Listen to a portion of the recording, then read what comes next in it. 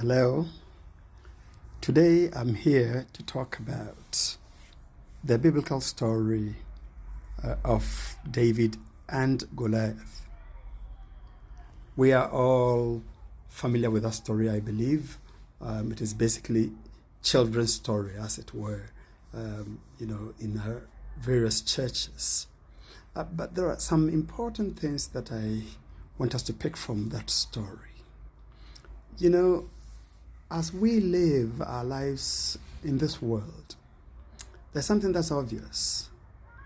There is always an enemy that is standing tall and huge before us, taunting us, discouraging us, making us feel that we are nothing, promising us that we will be condemned for birds to eat our flesh.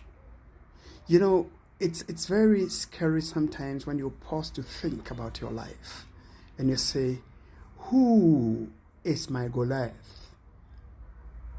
Or what is my Goliath?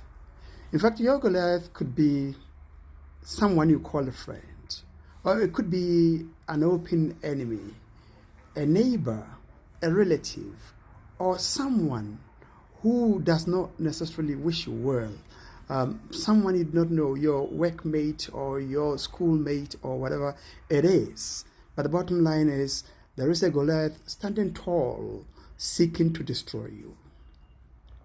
Or it could be a behavior, a behavioral pattern, or, a character trait or something that stands tall and huge, disturbing your progress, and it's threatening you, and making you feel that your life can end any time.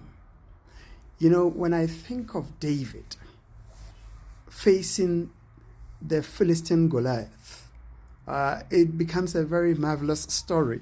And of course, that story can mirror in your life and in my life.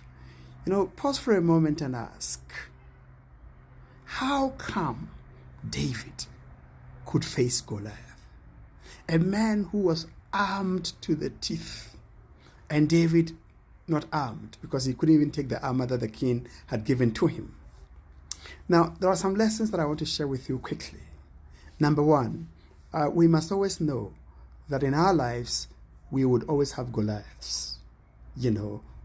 We would have enemies, we would have people who are seeking to destroy us. Your progress doesn't make everyone happy.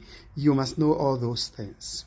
But number two, you must understand that there are people who would always discourage you, that you can't face your Goliath. He's huge, he's big, he's experienced, he's since been fighting, and therefore you can't face him. Don't allow such people to discourage you. In fact, what you must know is that when you stand to face Goliath, you should confidently face Goliath. And number three, and very importantly to me, you must understand that enemy, that Goliath I'm talking about, is not just tall and not just huge, but seriously armed and believing that you are nothing. He undermines you, and in fact even undermines your God. In other words, he believes in self. His own preparedness gives him confidence, and he believes you are nothing. But number four, you must always know that you don't have to face that Goliath based on your CV or your experience.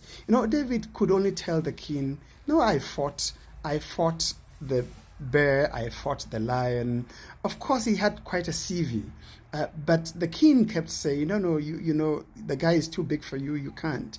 He has a lot of experience. But you must understand, and that I'm still on number four, that you cannot be discouraged by anything. And you must know that you have come prepared, fighting, not because of the guy who has come and is well armed, but knowing that you have a God, and that his name is that you are fighting with. In other words, you don't trust in yourself. You don't trust in your armor, but you trust in the name of Jesus. Because that's the name. You know, David says in 1 Samuel chapter 11, chapter 17 and verse 37, he talks about the fact that God who helped me in the past is able to help me even now. In other words, the battles you won in the past, God took you through, and He's still there for you. He is going to be fighting for you. And you must know that you should not fear. His name is that which will guide you. He tells Goliath that you come to me with a shield, with a sword, and with a spear, but I come to you in the name of God. I will let you know that there is God in Israel. Yours is God. And finally, number 5, I want you to understand. And once you have that number 5, the success you seek in is yours. The battle is never yours, it's the Lord's.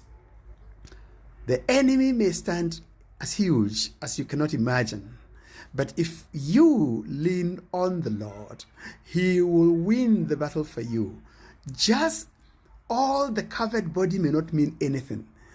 Just the appearing forehead will be the target. And He will direct your prayer, that is your stone, to hit the forehead. And that person will fall. Trust God and know that every battle you face is the Lord's. Leave it to Him and He will win it for you. God bless you.